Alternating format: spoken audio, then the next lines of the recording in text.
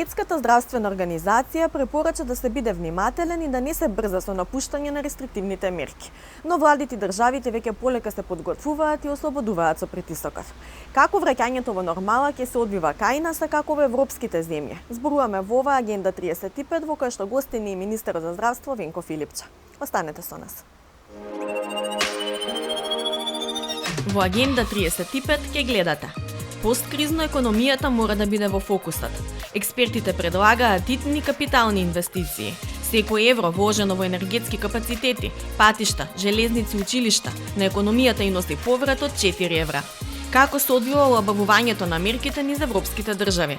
Интервју со министерот за здравство Венко Филипче. Останете со нас. Додека пандемијата со коронавирусот малку по малку стивнува, светот се подготвува да се врати во нормала, но соочен со една универзална вистина. Животот после оваа пандемија ќе биде многу поразличен од претходно. Маски, средства за дезинфекција на рацете и дистанца од најмалку 2 метра меѓу луѓето ќе бидат дел од новата нормалност, се додека ризикот од повторен бран на ширење на вирусот не се сведе на минимум со ефикасна терапија или вакцина. Големото затворање, како што го нарекува меѓународните финансиски институции овој период на целосен карантин и полициски час во општеството, веќе предизвика значителни економски штети. Индустриското производство во март се намали за 13,4%, а извозот падна дури 26,8%. Се очекува падот да биде многу поостар во април, кога пандемијата го достигна пикот, а соодветно на тоа и рестрикциите за движење. Во овој период, околу 7.000 граѓани ги загубиле своите работни места. Економската активност несомнено е намалена, па така рецесијата годинава е сосема известна. Прогнозите се движат од пад на бруто домашниот производ од 3,2% според Светската банка, 3,5% според Народната банка, намалување од 3,6% според владата, па до рецесија од 4% според ММФ.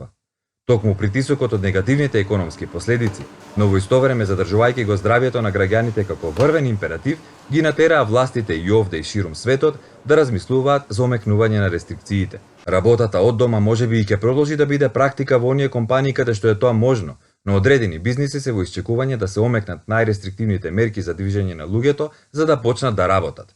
Јасно е дека пандемијата не натера сите повеќе да користиме платежни картички за купување онлайн наместо кеш, но некои навики на луѓето не се менуваат лесно.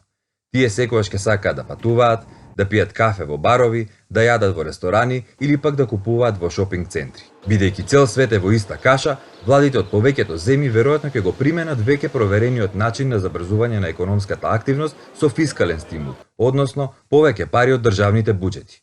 Економистите сугерираат најголем дел од парите од јавните приходи, но и од задолжувањата да се наменат за инвестиции во инфраструктура, која ќе биде технолошки напредна и одржлива. Според проценките, секое вложено евро во патишта, железници, енергетски капацитети, училишта носи поврат во економијата од 4 евра. Препораките од Светскиот економски форум се главниот фокус при инвестициите во инфраструктура да биде на дигитализација на процесите, инвестирање во клауд компјутерски системи, потоа инвестиции во енергетска инфраструктура и обновливи извори на енергија, посебно добијана енергија од ветар и сонце, со кои ќе се намалат емисиите на гасови. Исто така инвестиции во социјална инфраструктура од кои ќе имаат бенефит општествата, како училишта и подобри здравствени системи, кои ќе користат најнови и најнапредни техники и иновации, што ќе можат да одговорат на новото време. Во македонскиот буџет за годинава, за изградба на капитални објекти се планирани вкупно 386,5 милиони евра. Но извори од владата велат дека оваа цифра ќе се зголеми, откако речиси сите меѓународни финансиски институции, како ММФ, Светската банка, Европската банка за обнова и развој и Европската комисија преку Фондот за солидарност, досега обезбедија заеми од 726,5 милиони евра. Дополнително се планира задолжување и со еврообврзница. Освен за капитални објекти, за потикнување на домашната потрошувачка на краток рок, властите размислувале и за воведување повеќе видови субвенции за најзагрозените граѓани. Ваквите мерки побрзо ќе ја вратат економијата на брза лента, па според проценките, последниот квартал годинава и следната година растот ќе забрза и до 7%. Од оваа недела повеќе европски држави дополнително ги релаксираа ограничувањата кои претходно беа воведени поради пандемијата на коронавирусот. Како ублажувањето на мерките ќе влијае по здравјето на граѓаните и работата на здравствениот сектор ќе покаже следниот период, но кај бизнис активностите сигурно ќе предизвика позитивно раздвижување.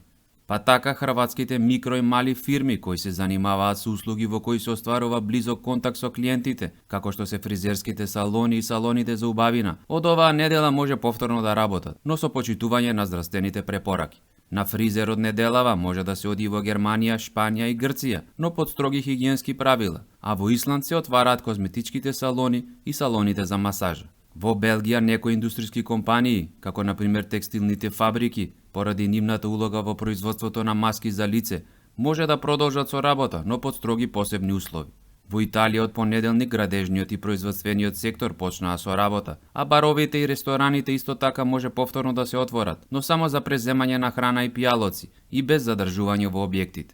Полска ги отвара трговските центри, но со услов едно лице на 15 квадратни метри продажна површина. Во Кипар и Грција почнуваат со работа и продавниците за хардвер и друга електронска стока. Во училиштата и на факултетите низ Европа постепено почнува враќањето на учениците и студентите. Така во Австрија околу 100.000 ученици од повисоките оделенија ќе се вратат во стручните и средните училишта по прв пат од средината на март. Поголем број од учениците во Германија исто така ќе се вратат на настава, откако неколку германски покрајни постепено ги укинаа ограничувањата во училиштата.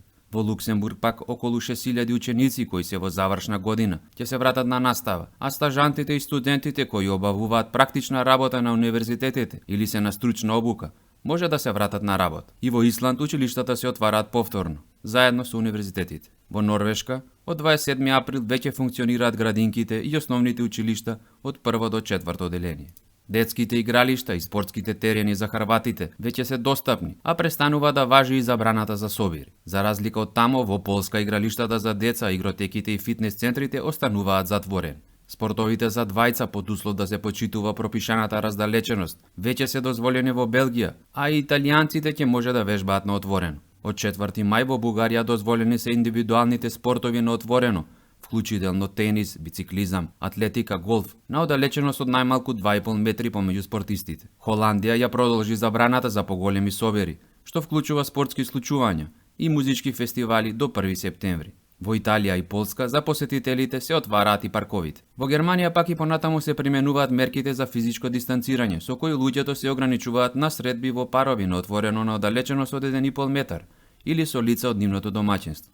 Сепак некои покрајни кои имаат релативно мал број на случаи веќе овозможуваат средби во групи до 5 лица. Во Унгарија и понатаму ќе биде потребно физичко дистанцирање и заштитни маски, но многу ограничувања од оваа недела не важат за луѓето кои не живеат во Будимпешта. Во Грција, иако голем дел од ограничувањата се укинати, се очекува граѓаните да останат во своите локални покрајни, а на жителите на островите засега нема да им биде дозволено да го посетат континенталниот дел на државата. Во Исланд и понатаму е дозволено собири до 50 лица.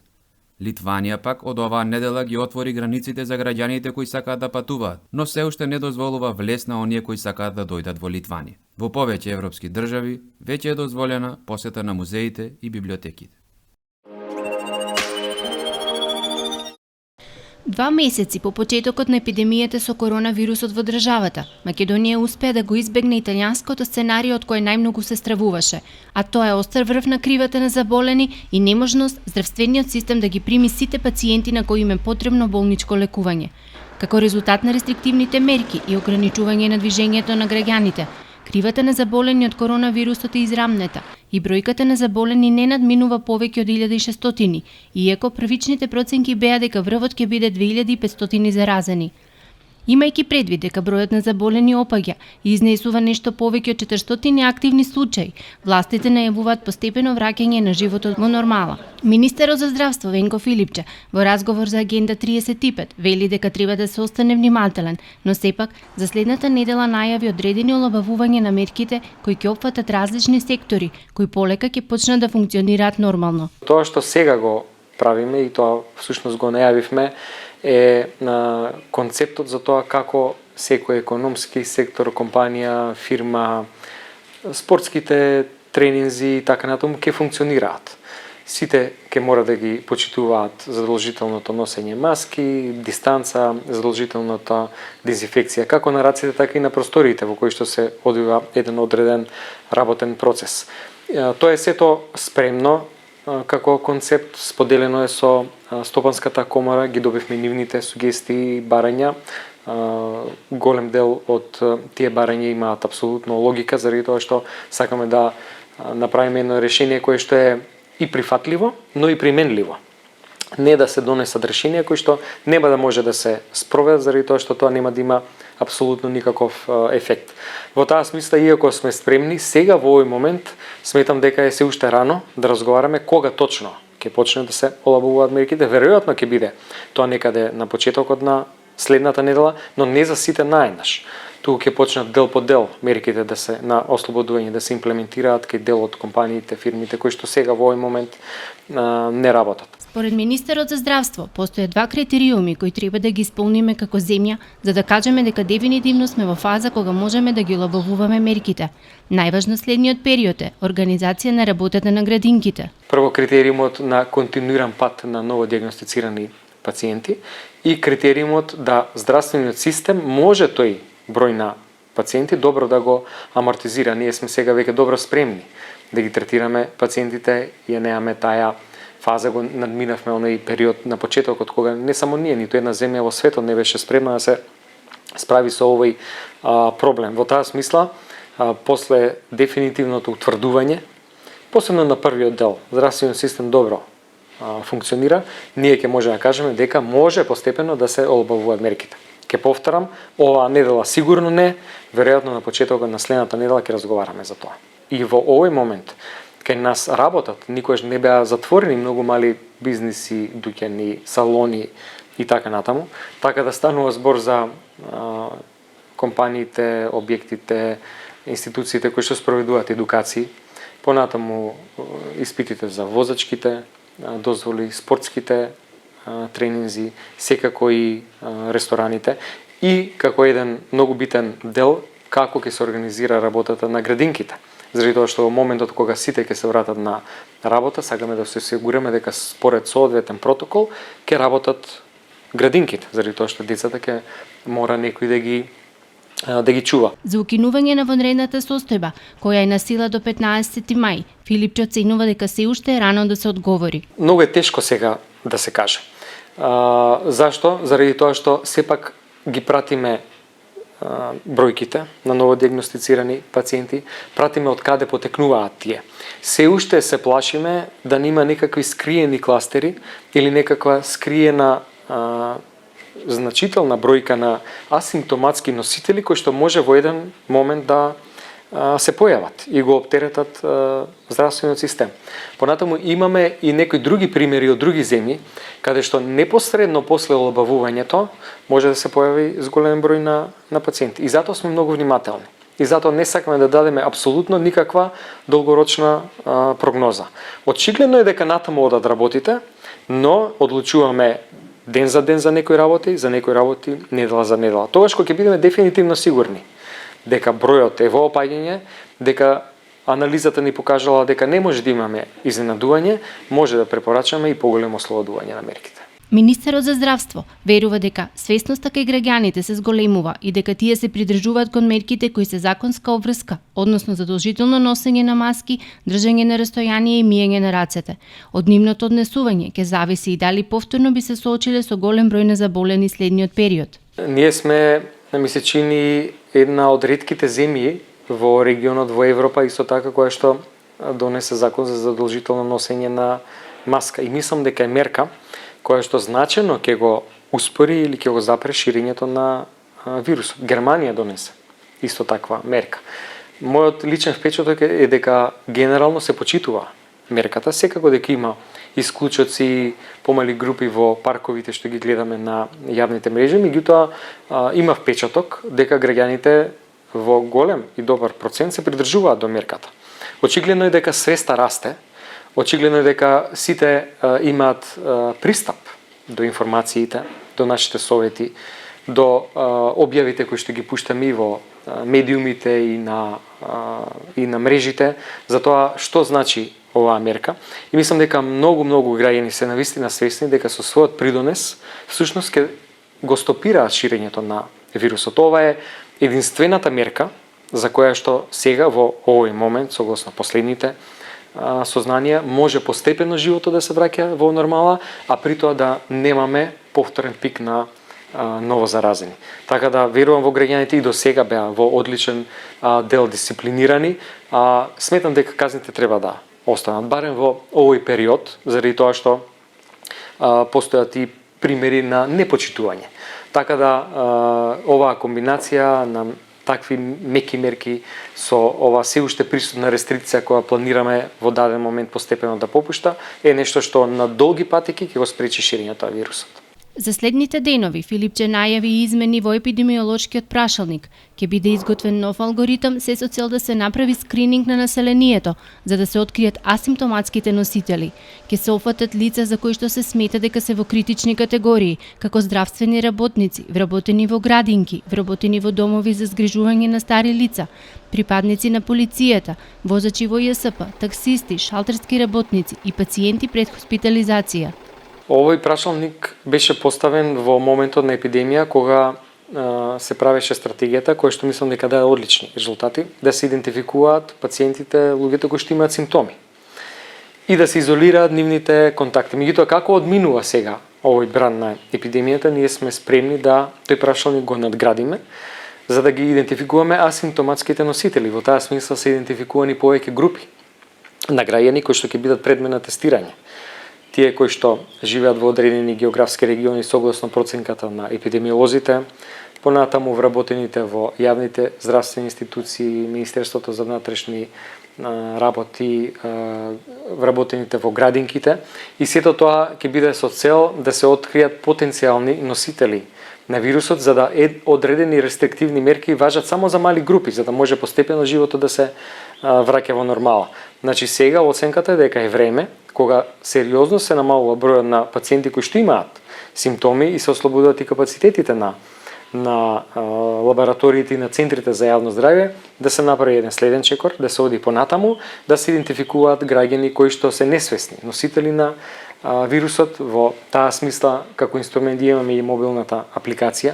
Преку матичните лекари ќе се обидеме што повеќе граѓани да ја симнат, заради тоа што е тоа на вистина добра алатка да се идентификуваат контакти, дури за кои што не сме свесни дека сме ги имале во нашата близина. Значи, сега сме во фаза на епидемијата во која што го правиме следниот чекор со оглед на намалувањето на бројот на активни пациенти, да наоѓаме некакви скриени кластери.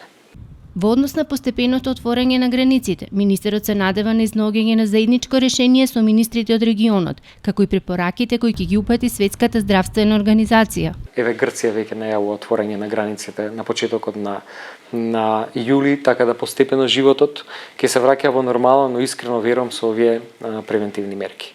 Филипче не може да даде препорака дали граѓаните да останат ова лето дома или да патуваат, бидејќи во оној момент кога ќе се отворат границите, состојбата со коронавирусот нема да зависи само од однесувањето на нашите граѓани. Во моментот кога ќе се отворат границите, веќе не станува збор само за однесувањето на нашите граѓани, заради тоа што нашата земја ќе биде отворена и за туристи или посетители странци.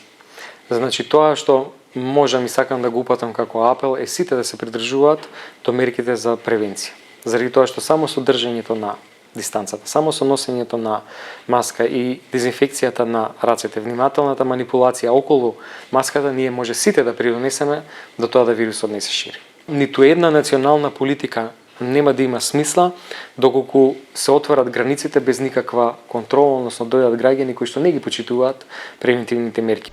Министерот за здравство очекува нов бран на коронавирус на есен, но вели дека здравствениот систем е подготвен и дотогаш капацитетите ќе бидат организирани. Вториот бран се очекува заради неколку работи. Прво, заради тоа што станува збор за вирус од групата на вируси кои што го напаѓаат белодробието, а тоа се обично вируси кои што се јавуваат некаде на крајот на зимата, пролета, како што е сега, и повторно се враќаат на есен. Очекувањето на епидемиолозите дека сега ќе има еден одреден бран во јужната хемисфера и повторно на есен ќе се врати, кога може да предизвика нов пик.